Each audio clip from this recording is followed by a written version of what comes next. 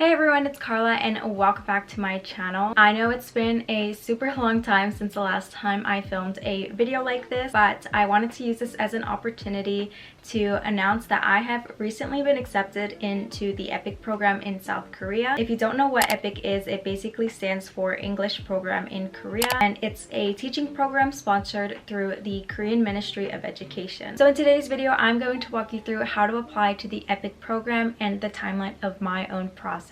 If you're also interested in becoming an EPIK teacher, definitely stick around because I'll be sharing a lot of valuable information and tips that have helped me secure a teaching job with the program. This has been my process, and everyone who applies to the EPIK program has their own journey, so definitely use this video as a general resource of the things that you can possibly expect. Before anything else, I do want to mention 3 things that I think are important to be aware of. Number 1, I applied directly with EPIK. I know some applicants will use some recruiters like Corvia Consulting or Korea Horizons, but I personally wanted to have more control over when I submitted my documents, so I applied directly. Number 2, I got placed in Seoul, South Korea, which happened to be my first choice on my application. And number 3, I applied for the spring 2023 intake. My process began around August of 2022. That was about a 6-month process, which is something that you could also expect for yourself. The topics we'll discuss in this video are the following. Number 1, we'll discuss the initial required documents.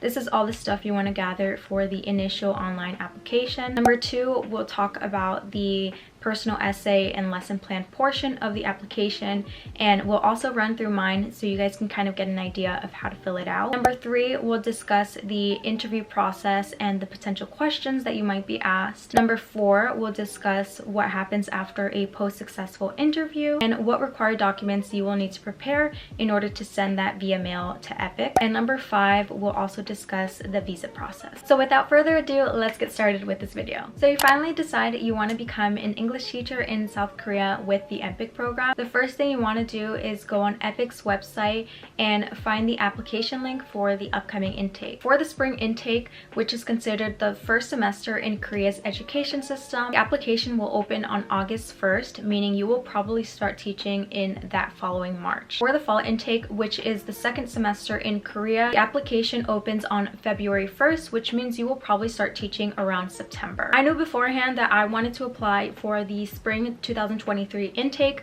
so what I did is I began preparing my documents in June and July before the application opened on August 1st of 2022. And on August 4th, I was able to finally submit my initial online application. If you're someone like me who likes to gather everything before the application even opens, let's discuss all the documents you can start preparing for the initial online application. Number 1, you will need a professional quality photo. This is the first photo that EPIK coordinators will see of you on the application, so make sure you look appropriate and professional. This has to be a photo of you shoulders up, facing forward with a solid background, and I just used my phone to take this picture, and I used a random white wall in my room as the background. Number 2, you will need 2 letters of recommendation, and I highly recommend that you start thinking about this early on and who you want to write your letter, because you want to ask them months in advance. Since the application for my intake opened on August 1st, I let the people know who were writing my letter that their deadline was July 31st because I wanted to have that letter in my possession and ready to submit when the application opened. Another detail about these recommendation letters is that there are very specific requirements to follow for the letter's content and format. If your letters of recommendations don't follow the requirements, EPIK won't accept them, so it's really important to read the instructions thoroughly. Here's a letter of recommendation template that you can follow, and as long as it has all the requirements, then there won't be any issues. There's also an initial online application preparation guide on EPIK's website that you can check out to learn more about the details of the letter. Another tip I want to share is to try and diversify who's writing your letters of recommendation. For example, for my first letter, I had my Korean teacher from university write my letter. For my second one, I had an employer from my summer camp job write my letter. Personally, I felt that having recommendation letters from people who worked with me in an educational and a job setting. Kind of helped EPIK learn a little bit more about me and my work ethic, which is always very beneficial. And if you have experience working or volunteering with children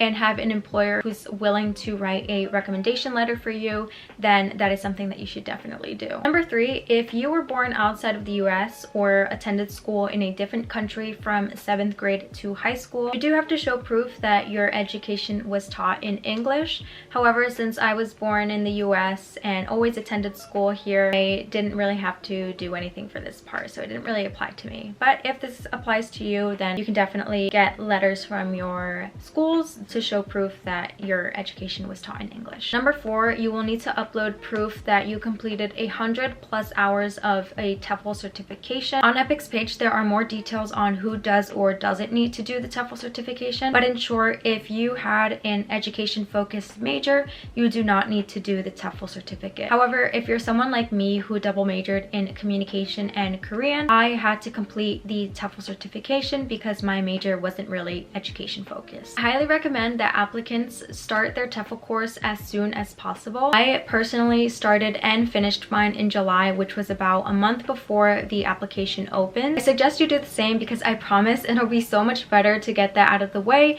instead of having to stress about it while also completing your EPIK application at the same time. I completed my TEFL certification with Premier TEFL and it worked out perfectly for me, but I do suggest that you do your own research as well to see which course fits your own needs. Some TEFL courses will be more expensive than others, so it'll be a good idea to select the course that isn't overly expensive but still provides you with the knowledge you need to succeed as an EPIK teacher. The next thing you want to prepare are photos of any tattoos you have on your body. EPIK can kind of be strict with English teachers having tattoos, especially if they are clearly visible. If your tattoos can be easily covered with work attire or bandages, then you shouldn't have anything to worry about, but still take pictures of all your tattoos. You never want to lie on your application about the tattoos you have, so just be honest and explain how you plan to cover them up. Here's a quick run through of the initial application I submitted. In part 1, I included my photo here and filled in the blank spaces with my own personal information. I included my contact information, time spent abroad from most recent to least recent. EPIK will also need information on your mailing address, plus any emergency contact, your educational background from elementary school to college. Section 8, I included the 120-hour certification I did with Premier TEFL. In Section 9, there were a lot of job-related questions, and you can see I included my current job position at the time of completing the application. There's also a section to include any teaching experience in or outside of Korea. I left this blank because I didn't have any previous experience to put down. I also had to indicate whether I had any previous experience with EPIK and include any non-teaching job experiences, which I had a lot of. The application also requires that you add in the dates of employment for each job. In section 10, there is a question related to your EPIK salary. Since I studied a major not related to education, but I still got my TEFL certification, I placed myself in level 2, and you can also check EPIK's website to find out your level. In section 11, you'll indicate if it's a joint application with another person. Usually this part is for married couples applying to EPIK together. In section 12, you'll finally get to put down your preferred placement location and your ideal starting date for the teaching contract. In section 13, you'll answer any additional personal information. In section 14, you'll do this self-medical assessment. And in section 15, you're going to check off to acknowledge some of these EPIK policies. At the end, you have to sign and date the application. Followed by this is the second part of the application, which I will discuss next. Now, the second portion of the application is the personal essay and lesson plan section. The personal essay consists of 3 questions, and each response must be between 250 and 400 words. I'm gonna look down at my computer because I have the questions here and I want to make sure that I'm giving you guys the right questions. But the first question you'll be asked to respond to in the personal essay section is answer both why you want to teach EFL and why you want to teach in Korea. Number 2, explain your teaching philosophy briefly. How will you connect your background, skills, and experiences to teaching English in your classroom? And how do you plan to further develop your teaching skills? Number 3, share your thoughts on encountering cultural differences. How do you plan to adapt to Korean school life and culture? Some of the best tips that I can give about the personal essay section is to be honest and be very genuine and thoughtful with your responses. Think about why you really want to become an EPIK teacher. Make sure to put some time and effort into these responses because, again, you want to be very thoughtful with your answer. Try to get personal in your essay responses and feel free to mention something that the coordinator might not know by first looking at your application. It is called a personal essay for a reason, so if there is a unique background story to tell that will make your response more interesting, then you should totally include that. Lastly, do your best to reach that 400 word count. I know that can kind of seem impossible and hard sometimes, but do your best to reach it because if you have all that space, why not take advantage of it to explain why you would be a valuable teacher in the EPIK program. After the personal essay, you'll then be asked to create a lesson plan, and this was probably the hardest part for me in the application because I had no prior experience creating lesson plans. So I definitely made sure to start on this early on before the application even opened. When I was first applying to EPIK, I definitely wish that there were more videos explaining the lesson plan section. So hopefully this next video will be very helpful to a lot of you. To help you guys understand how to do the lesson plan portion, I will quickly go over mine. As a friendly reminder, this is only meant to be a resource or template, so I do encourage you guys to be creative and have fun with your lesson plan. For my lesson topic, I chose the morning routine, and the grade level I chose was elementary with an intermediate English level. First, I discussed how I would recap the previous class lesson to my students, followed by listing any additional class materials or objects I would need for my new lesson plan, such as flashcards or handouts. Then I explained the objectives of my lesson plan, or in other words, what my students will be able to do or know after my morning routine lesson plan. Also listed a few key expressions and key vocabulary words that my students would learn during the lesson, and in this case that included words like wake up, take a shower, eat breakfast, and so on. For the introduction section, this is where I greet my students and quickly review the previous lesson. Next, in the presentation portion, this is where I present the concept of a morning routine to my students and teach them the key vocabulary words. A few ways I do this is by introducing my own morning routine or by having a morning routine song that the students can sing along to, just so that they are introduced to the new words. Followed by this is the practice portion, which is where I want students to begin working with the new concept and try to get some practice using the new expressions and words. In order to do this, I incorporated a fun game where students can say the words out loud and I can help them with the pronunciation. For the production portion, this is where I try to limit my involvement by allowing the students to interact with one another in a conversation. I do this by creating pairs and providing handouts that can guide an actual conversation about one's morning routine. To conclude my lesson, I did a final review of the lesson topic and included an exit ticket for students to complete if there was still time left in the class. I then had to include how I plan to evaluate the objectives of my lesson plan, which was to provide an exit ticket at the end of class to students so I could grade it and observe what students are struggling or succeeding in. And finally, but not least, I provided some extra details on what I would be teaching my students in the next class. Hopefully this quick run through will help guide you to create your own lesson plan, and feel free to go back and pause at any moment to read through the lesson I created. Like I mentioned before, I had submitted my initial online application on August 4th, and fast forward a month later, on September 5th, I got an email notification from EPIK where they were requesting to interview me, and they gave me the option of interviewing me a few days later or the next week. I personally chose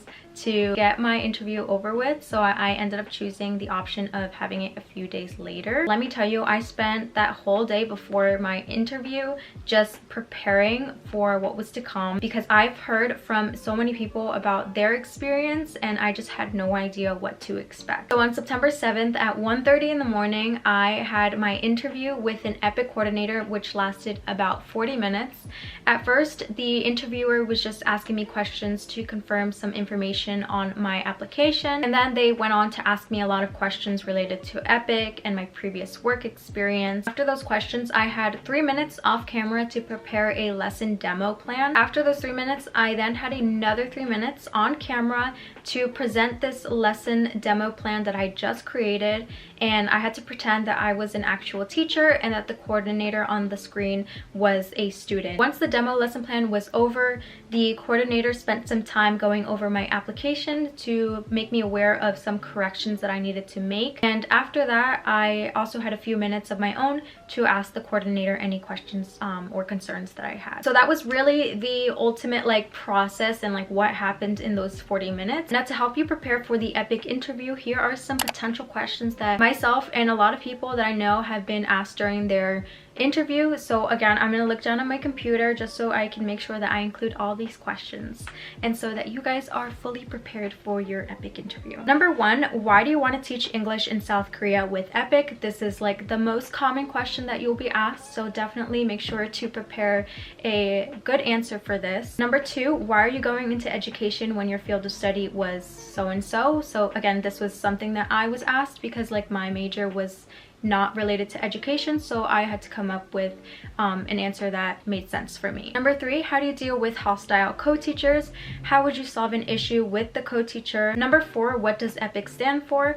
I mentioned the answer to this at the very beginning of this video, so I hope you know the answer, but if you don't, it stands for English Program in Korea. Number 5, what is the structure of the Korean public education system? This is mainly asked to see if you've done your research of the Korean education system. It's divided into 3 parts: 6 years of primary school, followed by 3 years of middle school, and then 3 years of high school. Number 6, what potential cultural differences do you think you will experience and how would you deal with those differences? Number 7, why do you think you would be a good fit for the EPIK program? And lastly, what is your 5-year plan? Of course, there might be some other questions that you might be asked, so I would definitely prepare for any question whatsoever, but I think that these that I just mentioned are probably the most common that you might be asked. As for tips for the interview, I would say smile, be authentic, and be natural. You want to be very enthusiastic with your answers, don't be very low on energy. I mean, I had my interview at 1 in the morning, but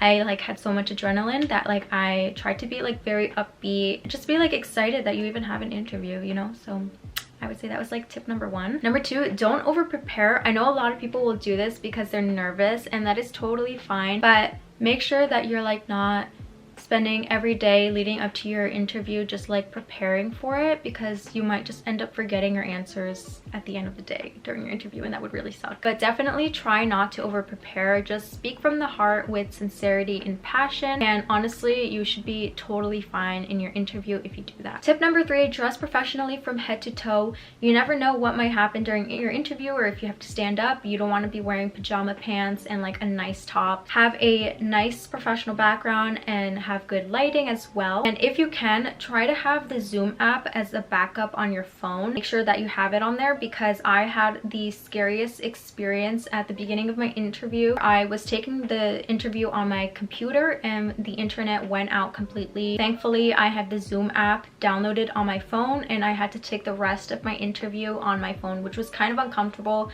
but honestly, it got me through the interview and I ended up getting the job with EPIK. So just make sure to have a backup just in case, because you can never rely on stable connection for some reason at 1 in the morning. So just please have that, because I want you to do well. Tip number 4, do your research. You want to know what EPIK stands for, what their mission is, and also know why you bring value to the program as well. Tip number 5, be confident in yourself and in your answers. Also stay calm even if your coordinator is showing no facial expressions to your responses. Oftentimes this is to throw you off your game and to kind of observe how you perform under pressure. So just do your best, be confident, and be your best self. I also have some helpful tips for the lesson demo plan that you'll have to do during your interview. Mine was for elementary school students, so this can still apply if you're doing other grade levels, but this is mostly for elementary school. Number 1, be really enthusiastic and don't speak too fast. As an elementary school teacher, you don't want to have a monotone voice when you're teaching students, especially if they're a younger age. They just won't learn that way. So you want to make sure that you're changing the pitch of your voice every now and then and being really enthusiastic. Tip Tip number 2, try to have like a small whiteboard or like any flashcards. This would be really helpful for you when you're trying to like write any key expressions or words, or even just to draw an image that might help your student on the other end of the screen kind of understand what you're teaching. Tip number 3, imagine that there are actual students replying back to you during your lesson plan, and make sure that you're like giving responses like that's good or like that's correct, good job, because it shows that you're giving good feedback and that you're responsive to the students. And it might feel a little awkward because in this case no one's going to be replying back to you. From my experience, the interviewer on the other end wasn't showing any signs of like expressions or like wasn't also replying back to me, so it was really quiet and awkward.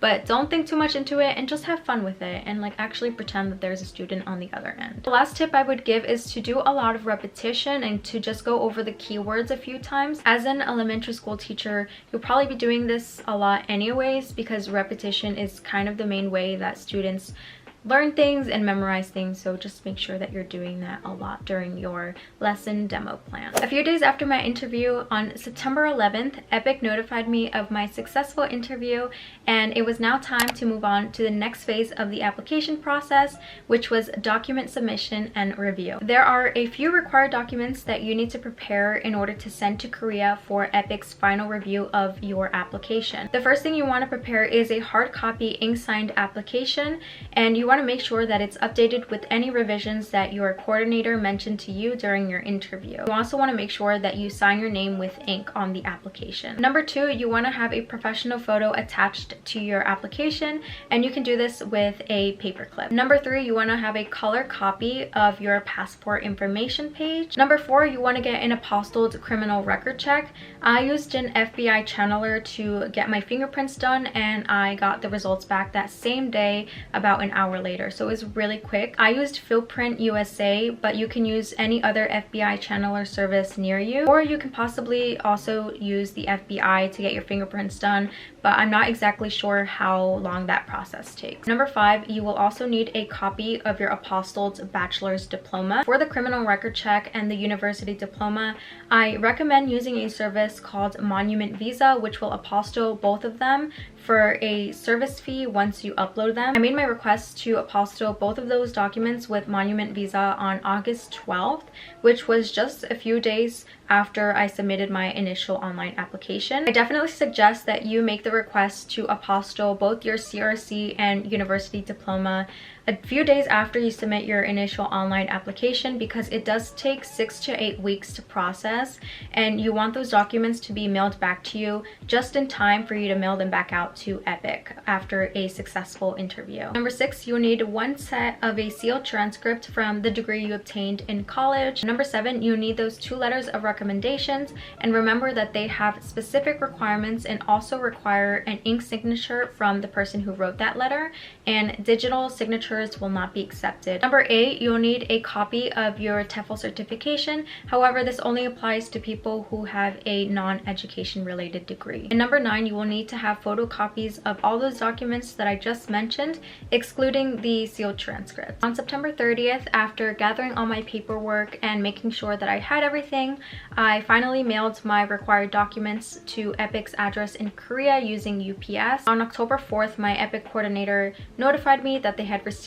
my documents, and from then on it was just a very long period of waiting, because at this point they were reviewing my whole application and all the documents that I had submitted. On November 23rd, I finally heard back from my EPIK coordinator notifying me that I have successfully secured a position with the EPIK program for the spring of 2023, and I was offered a position in the Seoul Metropolitan Office of Education, which I of course accepted. I was very happy to, because it's been my lifelong dream since I was a student in high school, and now it's finally coming true, so I'm just very ecstatic. But now we have to move on to the visa process. because I know that this can be a very confusing and hard process, so let's talk about that next. So once you accept this job offer with EPIK, it is then time to apply for the E2 visa. I remember on November 30th, EPIK mailed me physical documents that were necessary to apply for this specific visa. In this letter, they sent a notice of appointment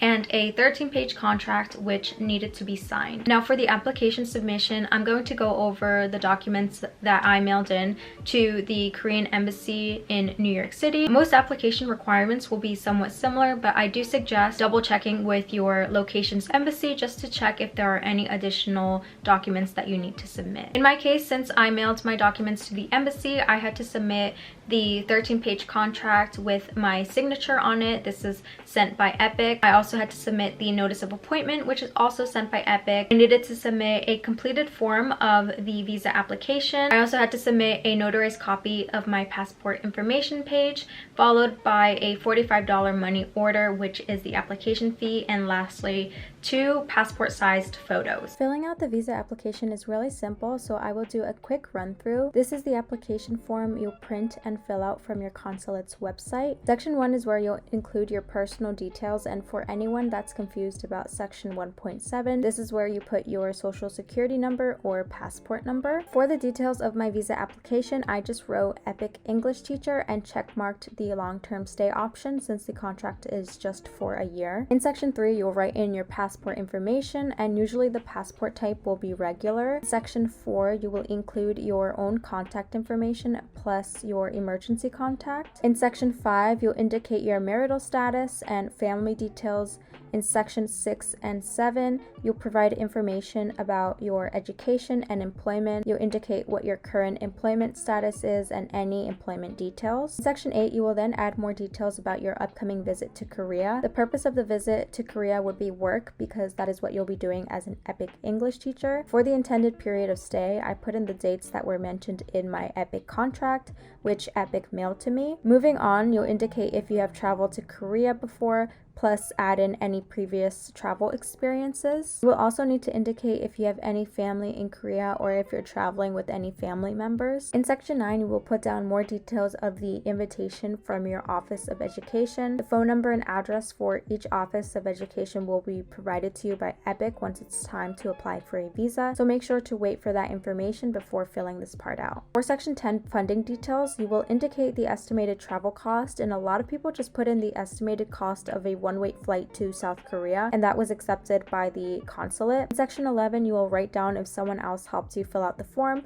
but you can leave this blank if you completed it yourself. And lastly, in section 12, you will sign and date the application. If you want to check the status of your Korean visa, which is only being issued electronically as of now, you should follow the steps on your Korean embassy's website. Probably won't be issued until after a week or two, so definitely keep checking back. I believe on December 9th, I was able to finally submit my visa application via mail to the Korean consulate in New York City. And about a week and a half later, on December 23rd, I received my visa digitally, and you should just let your coordinator know once you have that. And the final step I did after I had my visa and found out the arrival dates and times for orientation was I went ahead and booked my one-way flight ticket to Seoul, South Korea. So that is all for this video. I know that it was super long, but I hope that this video was super informative and helpful to all of you who want to become an EPIK teacher someday. If you have any questions about the EPIK application or anything in general, make sure to comment below in the comment section below,